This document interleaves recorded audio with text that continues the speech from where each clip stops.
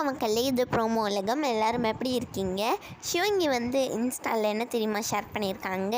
அவங்களோட ரீல் இப்போ வந்து 4 மில்லியன் வியூஸை தாண்டி போயிடுச்சு. இந்த ரீல் எடுக்கும் போது தான் சிவங்கிக்கு வந்து காலில் கல் குத்தி, அதுக்கப்புறமா ஒரு ஐலாண்ட்லேருந்து இன்னொரு ஐலாண்டுக்கு போய் அங்கே ஆம்புலன்ஸ்லலாம் போய் சிவங்கி ஹாஸ்பிட்டலுக்கு போயிருந்தாங்க.